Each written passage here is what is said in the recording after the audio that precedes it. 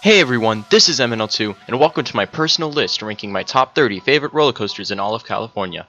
Quick disclaimer before this video begins, the ranking of these coasters are based off of my opinion, and if you disagree with anything on this list, which chances are a lot of you will, then that's perfectly okay, because that's your opinion, and your opinion is based off of your personal preferences in roller coasters. Not everyone seeks the same elements or aspects of a coaster, and there's nothing wrong with that, because we're all human and we mostly interpret things differently.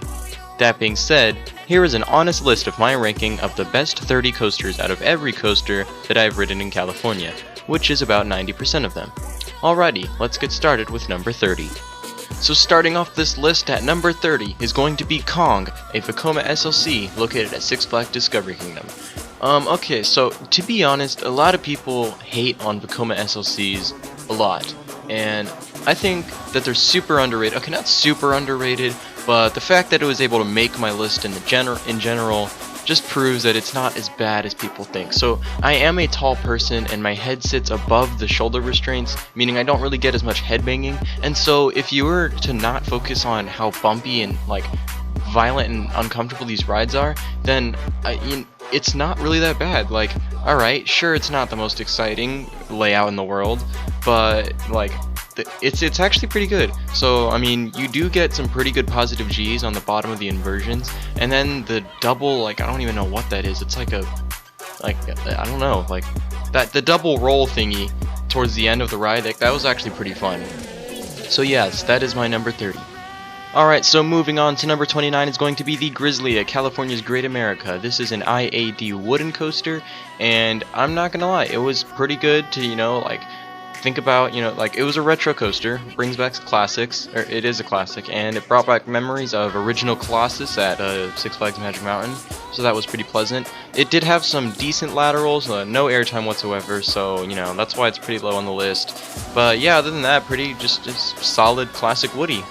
Alrighty, so moving on to number 28 is going to be Viper at Six Flags Magic Mountain. This is an aerodynamics custom looper, and it is 10 times better than Demon at CGA because, okay, so I will admit this coaster is pretty bumpy and violent, but it's bearable. It's pretty good, and if you know how to ride an aero, which means keeping your head forwards if you're not tall like me, then you'll learn how to enjoy these coasters. And so the vertical loops are, okay, they're a little hard on the neck, and that's kind of hard to like avoid.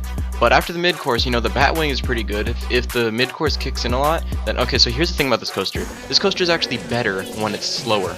When the coaster's, like, when all the trims and the MCBR all kick in, then this coaster is actually pretty good because you get hang time towards the end. The double corkscrew, you get some decent hang time, and the Batwing. It's all pretty enjoyable. Not the greatest, which is why it's low on this list, but yes, that is Viper. Okay, so moving on from Viper, we're going to be looking at number 27. That is going to be Space Mountain at Disneyland Resort, and this is an aerodynamics, amplified wild mouse or something. I don't know. Okay, so if you were to take this coaster and put it outdoors and give it no decoration or scenery whatsoever, this thing would probably be at the very, very bottom of this list because it does absolutely nothing. However, the fact that it's Disney and they want to go extra with everything they do and spend like $12,000 million, that's not a number, into every attraction, then you get this. And I've got to admit, the amount of the work put into this coaster, and basically all Disney coasters, is actually pretty good. It's pretty great because it really gives the illusion that you're going through space, and then it's like you can't even see the track or anything. It's crazy the way this thing works. Technology is insane. So kudos to Disney, but other than that, like I was saying earlier, how this coaster does absolutely nothing. That's why it's low on the list. But yeah, let's move on. Coming in at number 26 will be Patriot at California's Great America. This is probably the weakest B&M I've ever ridden, and actually, yes, it is the weakest B&M I've ever ridden, because it's super tiny. The loop is tiny. It has two inversions. There's really not much to say about this thing other than it's tiny and it doesn't really do anything. But I mean, it's still a B&M. The inversions are solid on their own, but that's why it's pretty low. It's it's just kind of there. But yeah, that's about it for Patriot. Anyways, moving on. Alrighty, so at number 25 is going to be Superman Escape from Krypton, which is an Intamin reverse freefall thingy. Yeah, I totally remembered the name of this model. But yeah, anyways, there's really not much to say about Superman other than the fact that it for a launch coaster. Okay, so me personally, I really love launch coasters. That is my favorite type of coaster. But this coaster just happens to be one of the weakest because, like, even though it goes 100 miles per hour, its acceleration rate is so ridiculously low. It takes 7 whole seconds just to get to 100 versus stuff like King Dakar, which takes like under 3 seconds, or Dodonpa, which I don't even know how long it takes, just like 1 or 2 seconds or something like that. But yeah, this coaster, don't even try to get me started on whether it's a strata or not, but regardless, it's like, the good things it does is the fact that it goes that fast is pretty cool, and then the views and the height you get, and it's a shuttle coaster. It's still good, but like, I mean, it could really be better. But yeah, that's that. Okay, so at number 24 is going to be the Riddler's Revenge at Six Flags Magic Mountain. This is a B&M stand-up coaster, and it is arguably the best stand-up coaster out there. And this is the only stand-up coaster I've ridden. If I had gone to CGA several years ago, I could have ridden their stand-up, but that got turned into Patriot. But okay, so this coaster, it has a really strong layout, and it's just painful. Like, not even, okay, a lot of people call these stand-up coasters nutcrackers, but this doesn't even hurt down there. It just hurts in the head. It's just so, it has too much of a rattle. It's very shaky, and then like the vibration on your feet, if you have your feet on the ground, it's kind of irritating. So the layout is strong, but it's just not executed great. But since the layout is strong, it is put on my number 24. So, moving on. Okay, so sitting right at number 23 is going to be Matterhorn bobsleds at Disneyland Resort. And this thing is the very first aerodynamics tubular, not even the first aerodynamic, the very first tubular steel coaster in general, manufactured by Aerodynamics. And I gotta, like, the reason it's like this high is because, like, the fact that it's this old, like it opened in what, either the 50s or the 60s, it's so incredibly old, and yet it still holds up this well. Like, okay, so of course it's Disney, so they have all the money in the world, they can maintain this thing like as much as they possibly need to. And the theming itself, it's alright. I mean, you know, you're going through the mountain is pretty cool, and then like just how you're like sliding through the mountain, and it's a dueling coaster, which is also pretty cool. I love dueling coasters. But yeah, just the fact it's actually smooth. It's rideable, and I liked it. So it's, other than that, like, it doesn't really do a whole lot. The layout is like kind of meh, but just the fact that it's been maintained this well for this long, it's pretty good. So yeah, that's why it's on my number 23. Heading down to number 22 is going to be the Goliath at Six Flags. But no, for specification, Goliath at Six Flags Magic Mountain, which happens to actually be the only Goliath in California. So, I don't know. Okay, it has mixed opinions. A lot of people either hate or love this coaster. It intimidates the GP, but like, and it is a hypercoaster, but let's talk about it. So, there is basically no airtime, and the point of a hypercoaster is to have a lot of airtime, and then the mid-course brake run completely obliterates all of your momentum. So with those two factors, this is why it's this low at number 22. Like, if this was a solid hypercoaster, it would probably be top 5. But since it isn't, it kills all of, like, it just eliminates your airtime and a long ride. So the reason it's high-ish is because, okay, oh yeah, also the drop could be a lot steeper. That drop is really shallow, but oh well. But I mean, okay, the second half of the ride, like, you pull a lot of positive G's, so it's very intense. You can't say anything like that it isn't. And also the bottom of the drop, you also get a lot of positive G's there. But other than that, it's just, this coaster's not that good. So yeah, that's number 22. Just barely missing my top 20 is going to be Montezuma's Revenge at Knott's Berry Farm. Now, I've gotta say, Schwarzenegger's are pretty insane. Okay, so the vertical loops on Schwarzenegger's are very close to being perfect circles. And if you knew like about physics and stuff, then perfect circular loops would basically cause a lot of strain, and they're basically super intense. Like, they pull a lot of G's, and this is no different. The fact that you get to go through the loop twice, forwards and backwards, is pretty insane. The launches themselves, is it a multi-launch? I think so, I don't know. But the launch, it's like, it doesn't really do a whole lot, but it's just really the loop, how you get to go through it forwards and backwards. And if you're sitting backseat, then the backward spike is actually pretty good. So that's why it's actually pretty high, like somewhat high for a tiny coaster like this. But yes, that is 21, Montezuma's Revenge. Alright, so for numbers 20 and 19, oh wow, look at that, 2019. For numbers 2019, it's going to be basically a split. I'm going to talk about both of these at the same time, and that is going to be 20 being Scream at Six Flags Magic Mountain, and 19 being Medusa at Six Flags Discovery Kingdom. These two coasters basically have the same exact layout. The only difference is Scream has a Cobra roll and Medusa has a Sea Serpent roll. Other than that, they're basically the same. The only reason I put Medusa slightly higher is because, well, one, because you can't have two coasters occupying the same slot. I'm not going to have any ties. And two, because it is ever so slightly better, because the drop is an actual drop. It's close to a straight drop. You do have a little bit of a turn after after you get off the lift hill, and and Scream has the curved drop, so you don't really get much of a drop. So Medusa's drop is a lot more enjoyable, and I guess yes, the scenery is a little bit better. They're both parking lot coasters. I don't care what you say.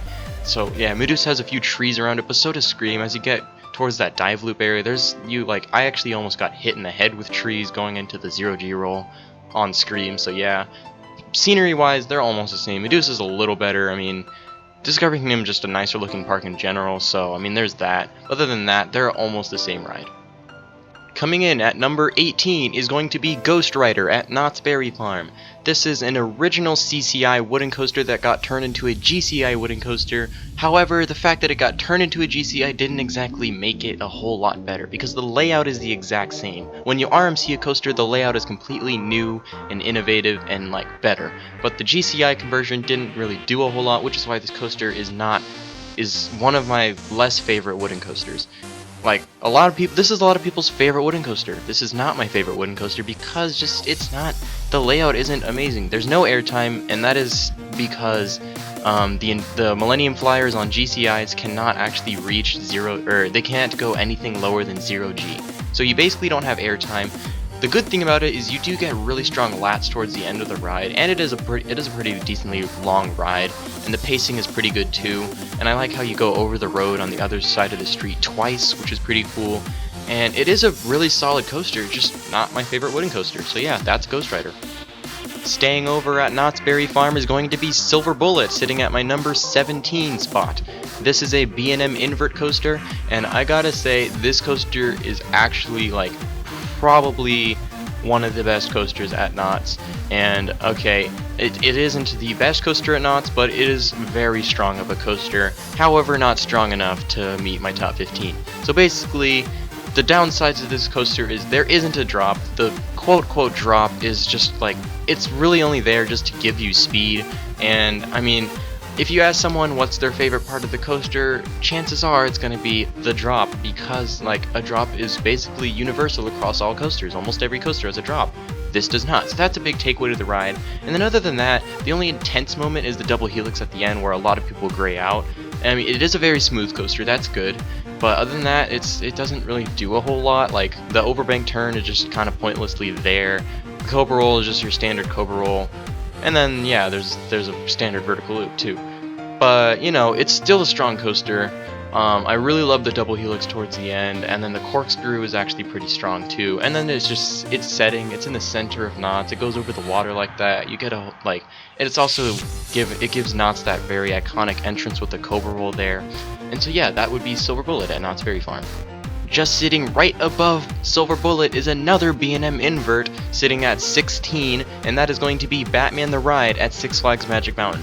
I gotta tell you, this thing is crazy intense for the tiny coaster that it is. Its stats show nothing at all of its true power. The vertical loops, okay, they're alright. There's two of them. I don't know why they wanted to put two on this model. It is a clone, but I don't know, the vertical loops are just kind of there. But basically after that, okay, first of all, when you're riding this thing, you have to sit at the back on the edge, sorry. The back edge seats are the way to go on this thing, because you get insane whip over those corkscrews towards the end. The final two corkscrews are just incredibly violently, not violently painful, they're just so whippy, and it's amazing. You gotta experience this in the back edge, and because of that, it's just, that whip, it just makes it better than Silver Bullet, and it's just so intense, and I just love this one. A lot of people say that this Batman clone in particular is one of the stronger ones, and frankly, I believe it. So yes, that is number 16, Batman, just barely missing my top 15. And speaking of my top 15, we're actually gonna have another split.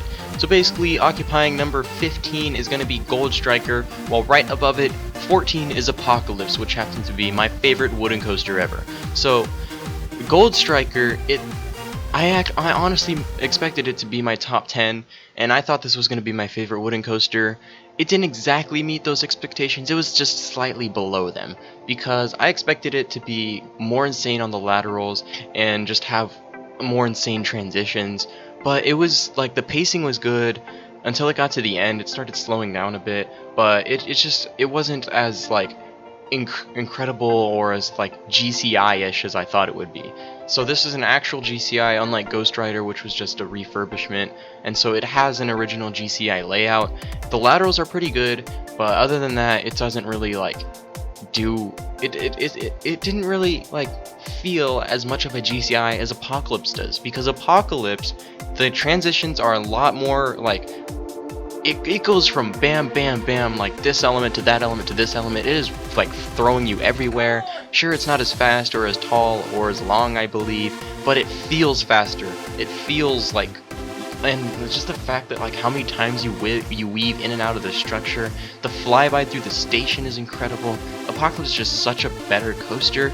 However, there's really not a whole lot to fill the gap in between the two coasters, which is why they're right next to each other, and that's why they're gonna have this same little slot as a split. So anyways, that would be 15 and 14. Now we're gonna go ahead and move on to number 13, and we're gonna go back to Knott's Berry Farm for Hang Time, which is a Gerstlauer Infinity coaster. This coaster is my very first coaster to have a Beyond vertical drop, and I believe it's the only coaster in California that has a Beyond vertical drop. And I gotta tell you, even though I only rode this coaster in the front seat, the concept of a Beyond vertical drop, it blew me away. Like, you get thrown over the drop. I mean, yes, the brakes kind of ruin it, but just how you go inwards towards the lift hill is insane. I just can't, I really need to go back here and ride this in the back seat. But other than that, like, okay, the name assumes there's going to be hang time, however, there is just no hang time. The inversions are slow, but it's just, you don't really feel like you're hanging. And to be honest, like, the rest of the ride, it's just kind of there. There is this one airtime hill, which is pretty cool, and I did enjoy that a lot. But other than that, it's just it feels like just a B&M or something. Like, I don't know. And then the track alignment was also pretty wonky.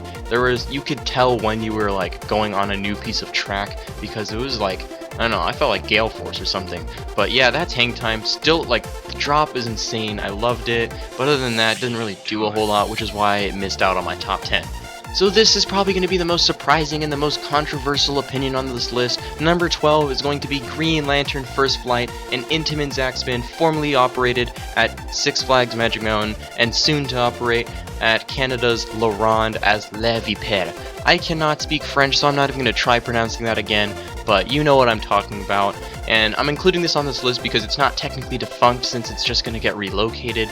And okay, like I said, this is going to be super controversial, but I really loved this coaster for like the times I got to ride it. Obviously, no one has been able to ride it since 2017, so I haven't ridden it since May of 2017, which it closed just a few months afterwards. And so it's just, for the times that I've rode this and for all my memories on this thing, I have never once experienced pain on this ride. This thing has never hurt me. I don't understand how this hurts people. This ride is not uncomfortable, it is not painful in any way. Like, seriously, people need to stop complaining. This ride is amazing. Like, the little drops in between each section, like, I don't know how to describe it. It feels like mini drop towers. Like, it's crazy how this little tiny ride is so intense. You won't be spinning as much as the 40 free spins, which is a little bit of a letdown, which is why it didn't make my top 10, because I wish it just spun more and like inverted more, which it doesn't. But the little drops, it's so forceful. It is so crazy. I love this ride. I miss it so much, and I'm legit about to move to Canada just so I can ride it some more. But yes, that is going to be surprising. I know everyone's going to disagree with me on that one, but that's not my I cannot English. That is my number 12, and we're going to be moving on from there. So by a hair, not being in my top 10 is going to be Full Throttle at Six Flags Magic Mountain. Before recording this, I had to think about it because this was originally going to be in my top 10, But then I just thought about it a bit more, and the top 10 is actually going to beat it. But we're going to talk about this one, Full Throttle at Six Flags Magic Mountain, a premier multi-launch. And okay, so before I go on and talk about the cons, let's just talk about the pros. The hang time on the top of this loop is my second favorite hang time on a coaster of all time. We're going to talk about my first favorite hang time a little later on, but this hang time is incredible. You get so much, and you get a really great view of the park. The restraints are comfortable, and if you don't get stapled, you really get to enjoy it. And then after that, the backwards launch, I mean, yeah, it's pretty good. If you're sitting in the back, you get even more hang time. A little bit, depends how far you go up the dive loop. Sometimes it can vary depending on the weight of the train and, you know, the time of day. And so, but then after that, you know, you get a little bit of air time on the top hat, not as much as I was hoping for, but just the fact that it has a top hat going over the loop, like, I don't care what you say, this is the only coaster in the world with double-sided track. Okay, yes, there's dueling dragons, but you can clearly see, if you look at it, that there are two spines, and they're just really close to each other. Since it has two spines, it's not actually double-sided track. This has one spine, and it's all connected, and it literally looks like intimate track almost. Just opaque. And so, it's just so aesthetically cool to look at. Now let's talk about why it didn't make my top 10. The fact that the brakes are on the drop, and it kills everything you've just built up from a really powerful launch out of the tunnel. And so that tunnel, the tunnel launch going forward, so the third and final launch, it makes you feel like you're going way faster than you really are, even though you're only gonna hit about 70 miles per hour. And then, but speaking of that, you're gonna go atop a 160-foot loop and then hit brakes. Like, what is the point of that? You have 160 feet worth of momentum. Most B&Ms are like shorter than that. But seriously, I just feel like it's a huge waste to have all that momentum and then it just all get killed. And that's why this name is nicknamed, or that's why this ride is nicknamed Dual Throttle or Half Throttle, whichever one you prefer. And yeah, it's just, I really wish it did some more stuff. You could have so many more elements, you could do so much more. But yeah, that's my number 11. So let's go ahead and move on to my top 10. So the ride that was barely able to beat Full Throttle in my top 10 is another launch coaster, and that is going to be the only hydraulic launch coaster I've ridden, and that's Accelerator at Knott's Berry Farm. Let me just tell you, you don't even need much more of a ride for this coaster to be much better, because frankly, that's going to be really expensive. But anyways, the hydraulic launch on this thing is absolutely incredible. I've never ridden an air compressed launch, so I don't know. So for I don't know what that would feel like, but for now, this is going to be the most acceleration I've gotten on a coaster. Because Accelerator, you go 0 to 82 in 2.3 seconds. Just think about that.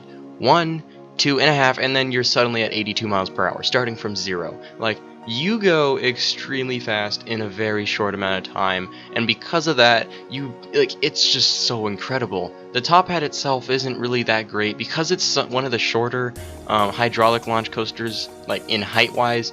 So you're basically either going to have you're going to overshoot and you're going to get good airtime at the top, or you're going to undershoot and you're going to feel like you're going to get a rollback, but you really won't because it never happens, and you're just going to have a worthless top hat. And then the rest of the ride, the 2 overbank turns, they're just really just there to make the ride longer, I guess. I don't know.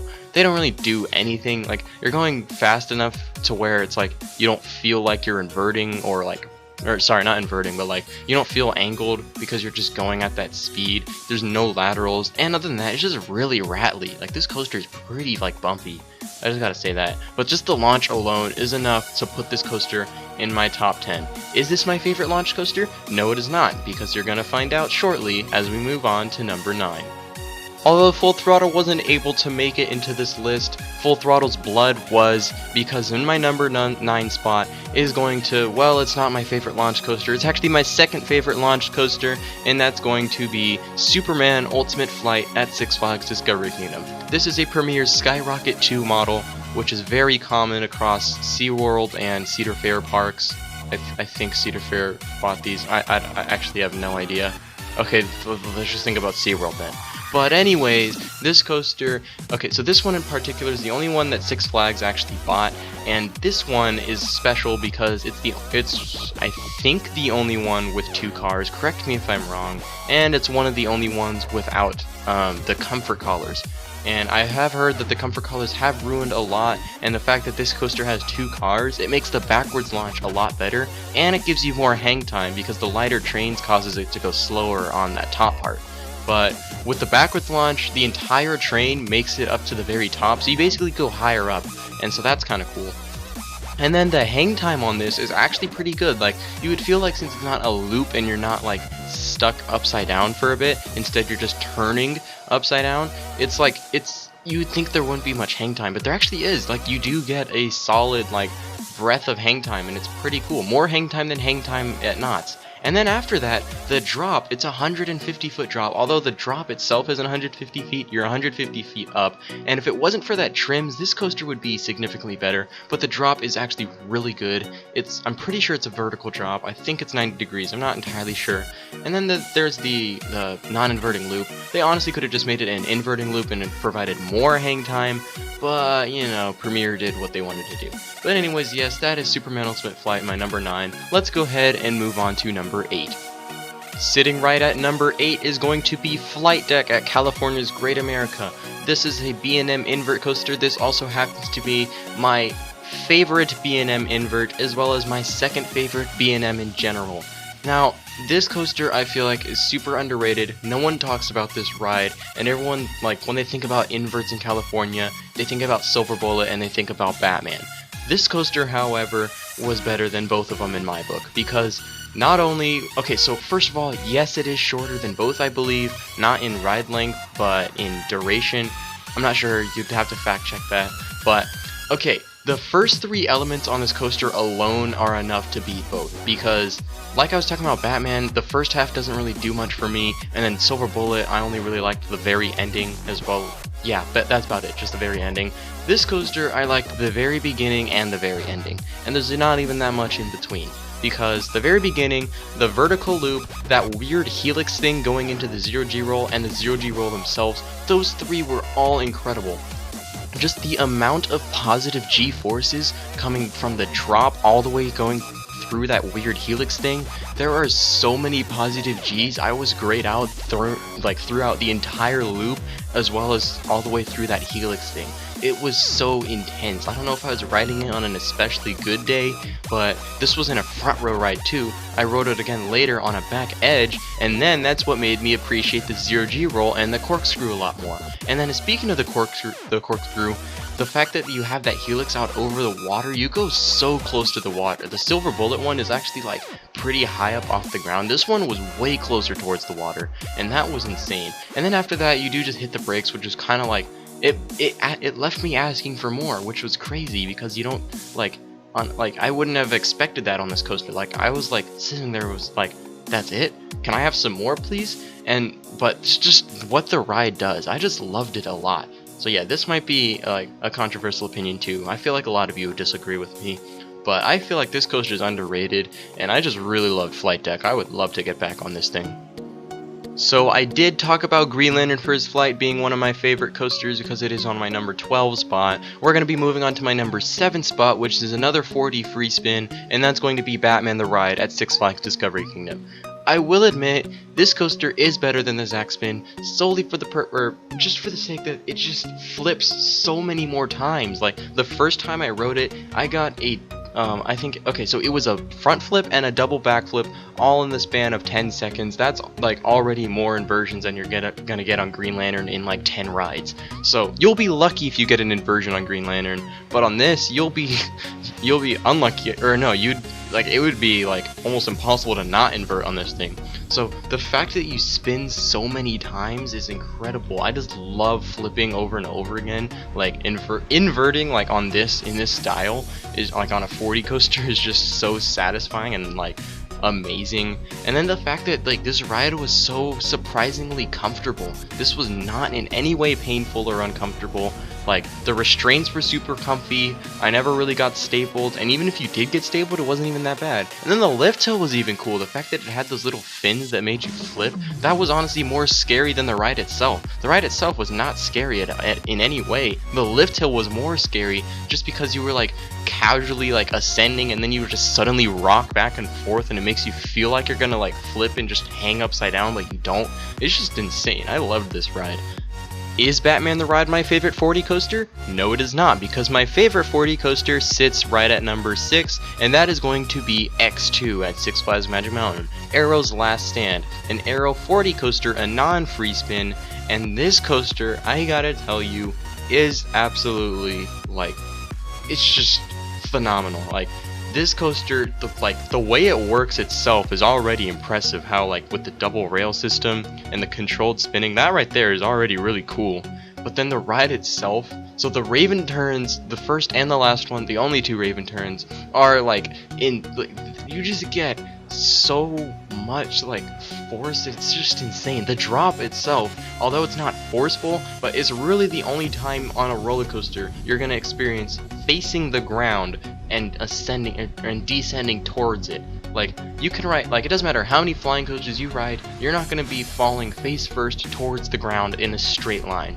Yes, this ride does not have a vertical drop. It is like an 9.89 degree angle or something like that, whatever Wikipedia tells you. But this coaster is just, and then after that, okay, one thing I don't like about what this coaster is like what it's portrayed as, a lot of people try to say how this ride is extremely painful, which it is, I will admit. I did recently get a really bad ride on this where it caused an extreme headache, and it was terrible. So yes, this ride can be very painful. Just whatever you do, don't ride it towards the back. But what I hate more is how people say that the edge seats are significantly worse than the inside seats.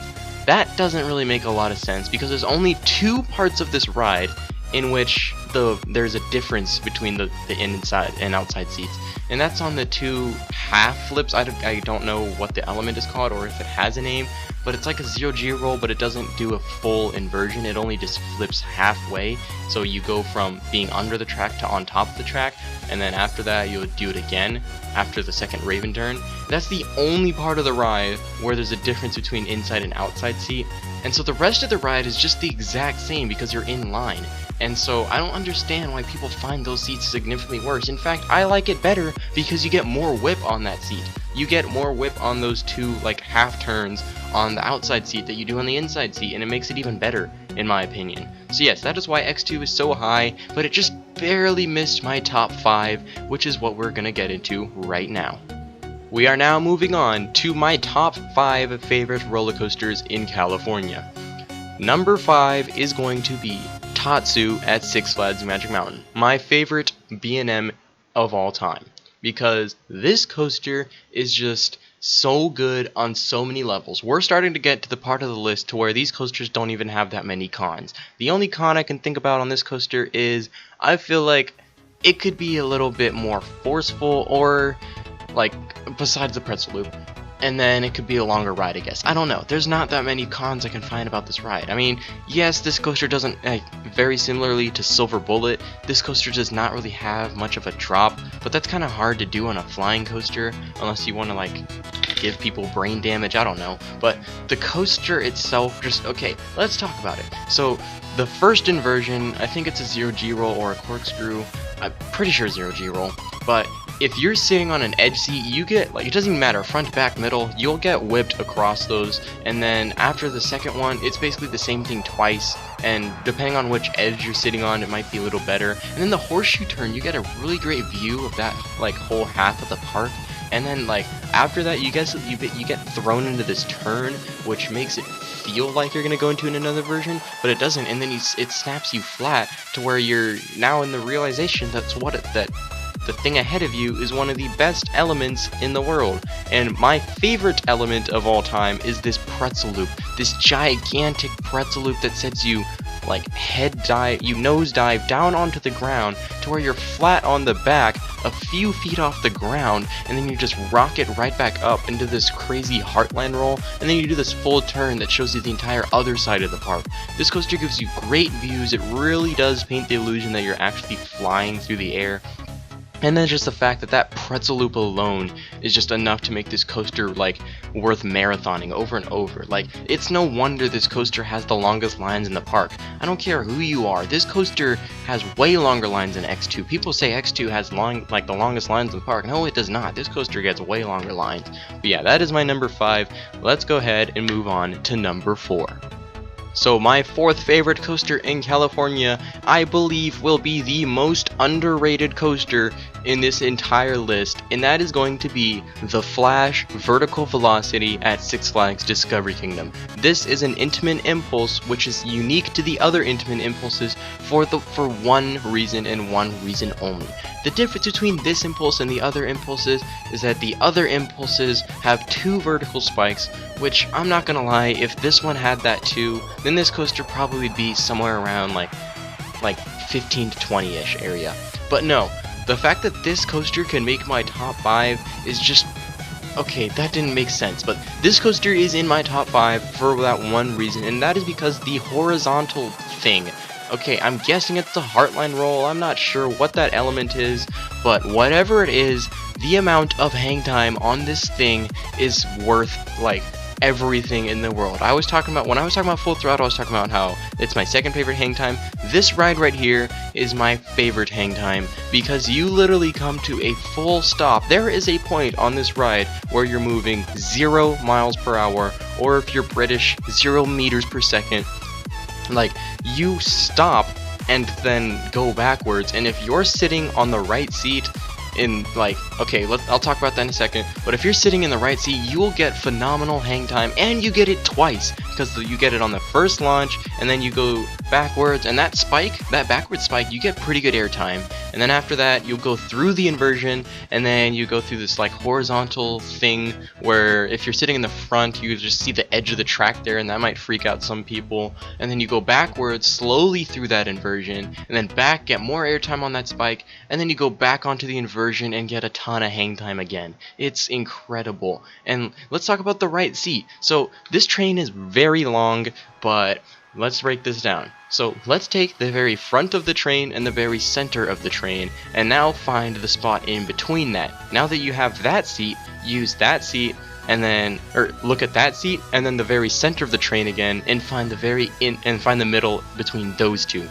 Around that area is where you're going to want to sit on this ride. This is going to be the only coaster on the entire list, probably in like the entire state, maybe even in the country, that this coaster is going to be a middle seat coaster. Because basically when you ask anyone what their favorite seat on the coaster is, it's either going to be the front seat or the back seat. This coaster is neither. You want to ride this where I just pinpointed, because that is going to be where you get the most hang time. Regardless of where you sit on this coaster, the launches are going to feel the same. The launches themselves aren't too powerful or amazing, but you get a lot of them. It's a great multi-launch. Just the hang time, it's just, I love it so much. This coaster is so underrated. We rode it 10 times, and this coaster did not have a line whatsoever. But this coaster is amazing, and this would be my number 1 coaster. This is my number 1 Intamin coaster, and this is my number 1 non-RMC, but because RMC exists, it is not my number 1. And since RMC exists, we're going to be looking at my top 3. Still staying at Six Flags Discovery Kingdom is going to be my 3rd favorite roller coaster, manufactured by RMC, a hybrid coaster called the Joker. The Joker is another RMC coaster, is another hybrid coaster that was made by destroying a wooden coaster and turning it into an all-new innovative steel coaster that has insane elements, whippy transitions, and plenty of airtime, and this coaster does that insanely well. A lot of people will criticize this coaster for being one of the weakest RMCs, and I will admit that like all the other RMCs in the world probably look better than this one, and out of the ones I have ridden, they are. But that doesn't mean this coaster is a bad coaster in any way, because it is my number 3 it is on my number 3 spot in this entire list, my 3rd favorite coaster that I've ever ridden. So yes, this coaster is very good. and let's talk about it. So the drop itself, you don't really get that much, but like you'll probably get a better drop on other coasters. I believe it's like a 78-degree drop, I think. But the very first inversion thing, I don't remember I'm sorry, I don't remember a lot of elements on this entire list, but that inversion, it's so unique and cool. The way you go into an inversion and then it ends in a turn, like that is crazy the way that works. And then you've got a stall. Stalls are always great because hang time, you know, you should probably be able to tell by now that I love hang time. And then after that, you've got an outer bank turn, which caught me off guard. I didn't know anything about this layout when I wrote this. I just wrote it completely blind, which is good because I wanted to be surprised. If I wanted to know about the layout, I would have like watched POVs and stuff. But no, then you've got this outer bank turn, and then you've got an inner bank turn, an over bank turn, and I feel like that those two turns right there, it was a really great transition and a break from inversions and airtime. Like that's something that an RMC needs more of. And then after that, you've got more airtime. So you've got a bunch of airtime hills, you got another turnaround, then there's this double down, and then there's a double up, I think. No, there's not a double. But yeah, and then you've got this really low to the ground 0G roll, which goes through the structure, which is pretty cool. If you've got your hands up, it's a really good hand chopper.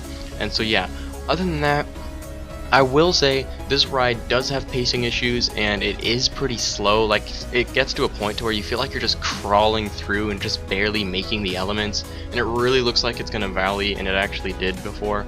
Like I was there, and like, okay, this wasn't this wasn't during the ride, but it was before the lift hill in the little like bunny hill section, and it actually valleyed. So that was interesting. But I feel like this coaster, it deserves more credit as an RMC. But this is my third favorite coaster. Is it my favorite RMC? Of course not, because we're going to be moving on to my second favorite coaster and my second favorite RMC and my favorite coaster at Six Flags Magic Mountain, and that coaster is going to be Twisted Colossus. What's special about Twisted Colossus is the fact that it is the only RMC hybrid coaster, the only RMC in general that is a dueling coaster.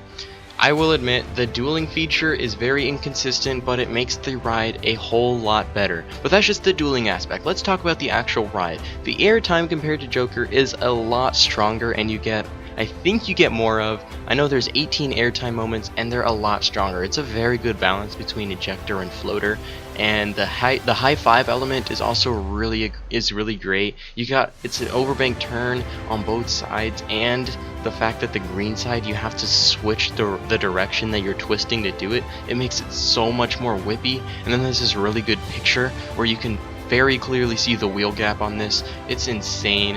And then after that, the Top Gun stall, that part is really great. I love how that works, just how you've got the green side hang time over top of the blue side, which gives you air time. Like two of my favorite just things in a roller coaster. And then after that, the 0G roll, I mean, it's alright. I feel like Joker's 0G roll is just a little better because you're low to the ground. And then the double up is really strong. You got really good ejector right there. This coaster is by far a backseat coaster. Like, if you're gonna ride an RMC, ride it in the backseat. That's the thing about all RMCs, basically. Ride them all in the backseat. They're all backseat coasters. This coaster is just, and then the drops, you get to do it twice. You get to drop twice. That you can't do that on any other RMC. I mean, yes, you kind of can on like Iron Rattler because of the dive off the quarry wall. So yeah, I mean, sometimes, but two drops from the same height, it's so good.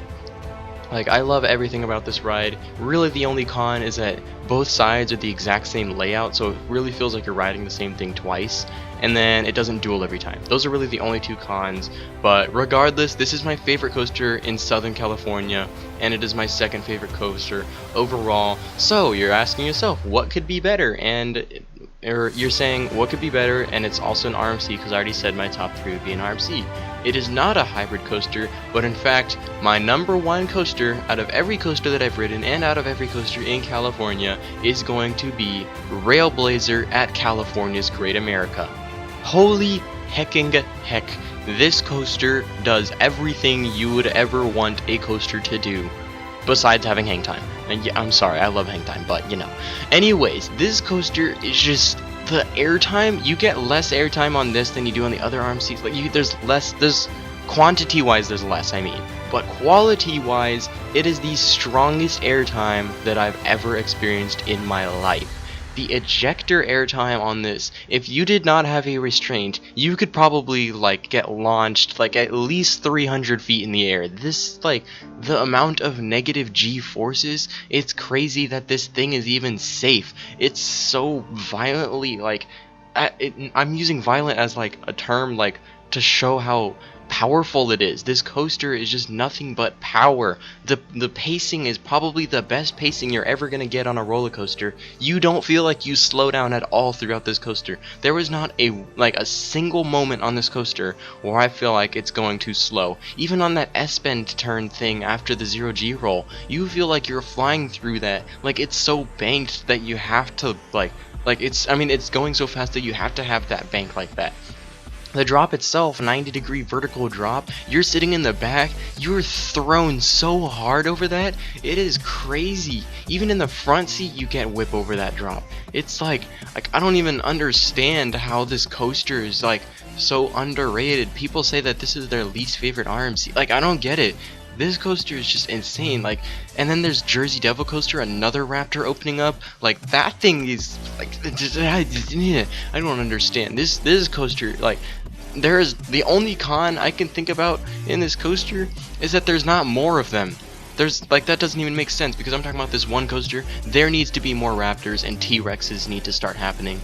But, like, I mean, I guess the line or the ride could be longer. Like, I mean, the problem is if you make it too long, it'll start having pacing issues, because then, like, the fact that it ends so fast is like, it leaves you begging for more, which is why we rode this, I believe, 8 times. Yeah, 8 times in one, like, on our trip that we rode this. And every single time it just felt like it was getting better and better, because the day kept going on, meaning the track was just warming up more and more, and it was just getting faster and faster. And then by the time we got a back row night ride, it was just hauling. This ride, like, I saw the testing footage of Golden Lasso Coaster. I didn't think it was safe to go that fast on a coaster like this. Like, I felt like it looked like I was watching something in RCT3. Like, it was just insane how this coaster works. Like, the single rail track design, it just makes the profiling like so much tighter and like whippier and snappy. Like, there's not a whole lot I don't like about this coaster. Like, yes, it gave me a pretty bad airtime headache because of all those G-forces. Like, there are some crazy positive G-forces too. On the very last turnaround before you go into the brake run, that thing slams you with positive G-forces. It's crazy. You get so many negatives, you get so many positive Gs. It's just, what more do you want from this coaster? And that's why this coaster is just phenomenally better than every other coaster on this list. If all 30 of these coasters were directly next to each other, then I would go straight to Railblazer first. That's how I see this list, because Railblazer is just, oh my, like, RMC, kudos to you for making this. Alan Schulke, thank you for designing and creating this beast of a ride. Anyways, guys, that is going to conclude my top 30 list. Like I said in the intro, I believe, like, pretty much all of you are gonna have disagreements. I highly doubt there's anyone watching this video that completely and entirely agrees with every placement on this list. So that's okay to have your disagreements, and whatever your list may be, like, feel free to, like, you know, edit my top 10 or my top 5, or just say like what ride should have been above what. And I'm curious to see your opinions, because I can always rethink mine and think, okay, yeah, I see where you're coming from that and why this coaster should be better than the other. So yeah, let me know what your opinion is. Please don't hate on mine just because it is my opinion, and this is just how I interpret all the coasters of California. And so yeah, thank you guys so much for watching if you made it this far through the video. And yeah, please remember to like and subscribe and check out my other videos. And yeah, that will be all for my top 30. Thank you for watching. See you later.